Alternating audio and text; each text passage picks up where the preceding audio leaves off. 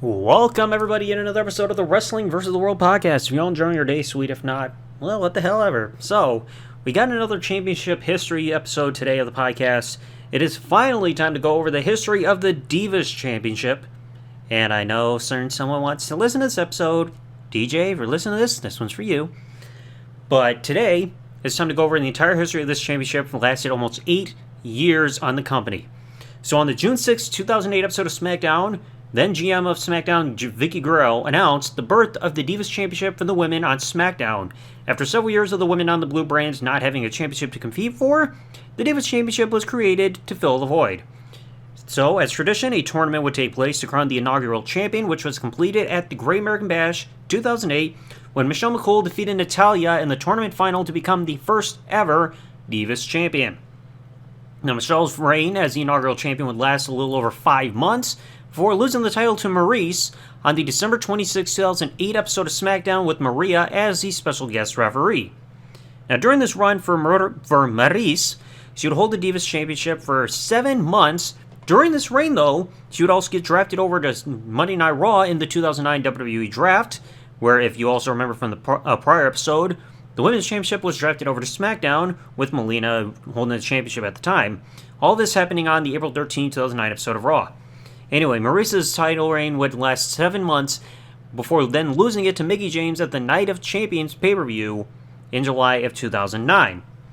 Now, Mickey's reign, unfortunately, would only last almost 80 days before then losing the title to Jillian Hall.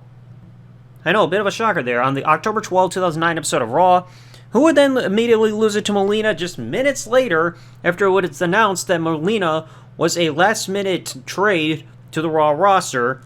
So, Melina is suddenly over on the Raw roster and is a new Divas Champion.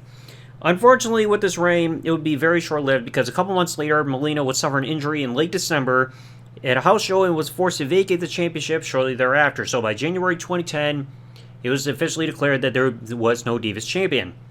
So another tournament would be held to try to declare the new champion. Initially, they were going to crown a new champion at Elimination Chamber, but they delayed it to the February 22nd, 2010 episode of Raw, where Maryse defeated Gail Kim in the tournament final to become a 2-time Divas Champion. Now, this reign, unfortunately, would only last about a month and a half, because then she would lose the championship on the April 12, 2010 episode of Raw to Eve Torres, of all people. Kind of a bit of a surprise, because Eve wasn't around in the wrestling very long by this point.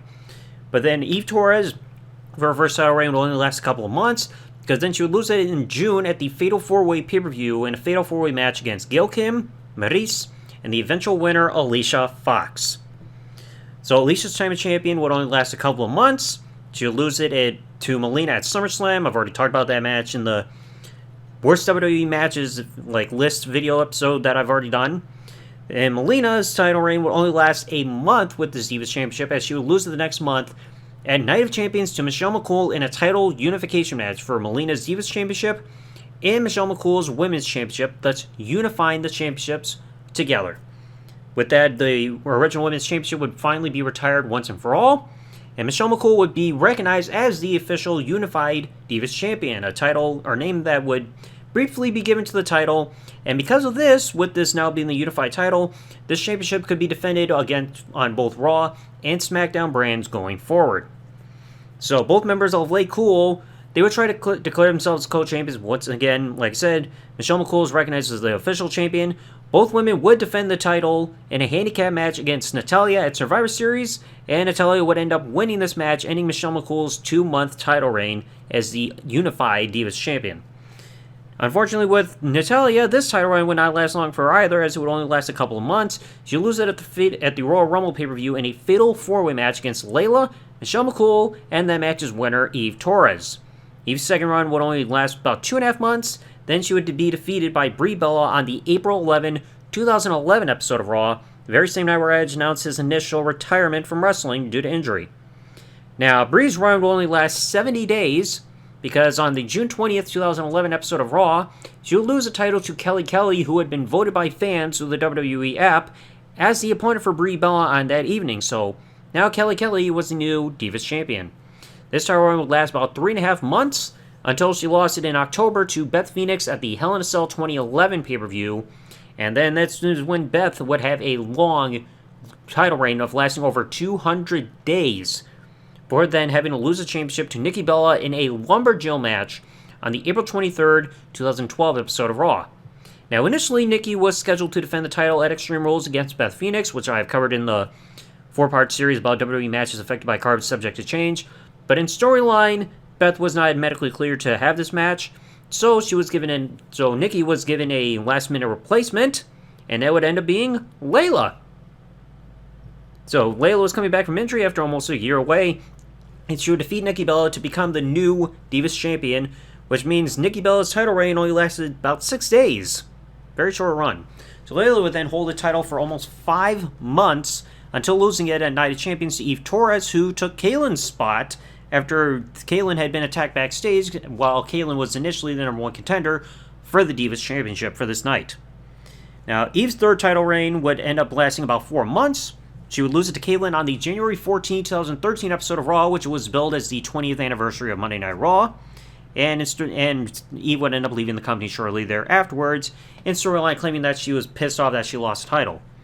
Kaylin would then hold the championship for 5 months before losing it to her now on-screen ex-best friend AJ Lee at the Payback pay-per-view in June, which would then start a nearly 300-day reign as Divas Champion. So then AJ would lose the Divas Championship the night after WrestleMania on Raw, April 7, 2014, to Paige, who at the time was also the NXT Women's Champion. So Paige was technically a dual champion, and as a result of this, afterwards, she would surrender the NXT Women's Championship in order to focus on being the Divas Champion on the main roster going forward. Unfortunately for Paige, her title run would only last 84 days until she lost the title back to AJ Lee upon her return on the June 30th, 2014 episode of Raw, only for AJ to then lose the title back to Paige a month and a half later at SummerSlam, and then regains it 35 days later at Night of Champions in a triple threat match against Paige and fellow challenger Nikki Bella. So now AJ Lee's third and final Divas title reign will only last 63 days, as she would then lose the title at Survivor Series to Nikki Bella thanks to interference by Brie Bella, who turned heel and realigned with her sister, who in storyline she was at odds with. So Nikki Bella's second reign would surpass 300 days, becoming the longest Divas Championship reign of all time, beating AJ Lee's first reign by almost a week. Then Nikki would end up losing the Divas Championship the following year at Night of Champions 2015 to Charlotte in a singles match, with the stipulation added that Nikki could lose the title via disqualification or countout. Charlotte would then hold this title for almost 200 days, and during the reign, she would do the one thing that nobody else had technically done during their reigns as Divas Champion, that's changed between face and heel, because in January of 2016 she would turn heel, and then she was scheduled to defend the Divas Championship at WrestleMania 32 in a triple threat match against Sasha Banks and Becky Lynch. But during the kickoff of the show, Lita would announce that a change would happen to this match, because this match would see the retirement of the Divas Championship, and the winner would become the inaugural WWE Women's Champion, not to be confused with the title that was retired in 2010. This title would later be renamed the Raw Women's Champion later on that year. Charlotte would win this triple threat match at WrestleMania 32, thus retiring the Divas Championship and winning the WWE Women's Championship in the process.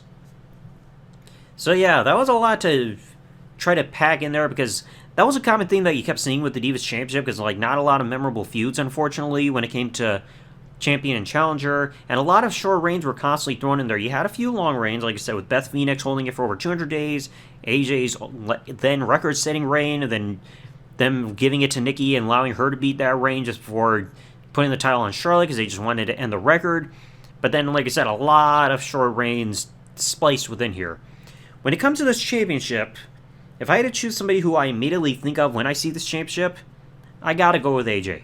I know she had the single longest reign overall, and she was a 3-time champion, but usually when I see that championship, I think of her, because again, you think of that pipe bomb-esque promo that she cut on the Total Divas, you remember her lengthy first reign and everything, and I remember even that Payback match that she had against Kaylin when she first won the title. That was a very solid match.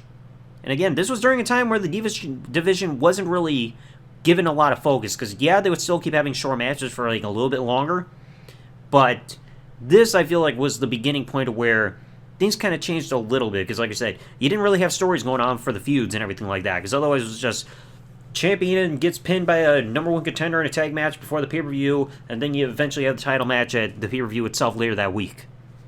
So it felt like this was a point where they actually put thought into this. But let me know in the comment section below, folks, what did you think about the Divas Championship during this time? And also, when you see this championship, the Divas Championship, who's the person that comes to mind when you think of this title? Like I said, my vote goes to AJ Lee, but I want to know if anybody else agrees or has their own choices in the comment section below. If you enjoyed today's episode, folks, please remember, leave a like and subscribe with the bell turned on here on YouTube. Comment what you thought below, and I'll catch you all in the next one. Thanks for watching, folks. Like, comment, subscribe. Peace out, and good day, everybody.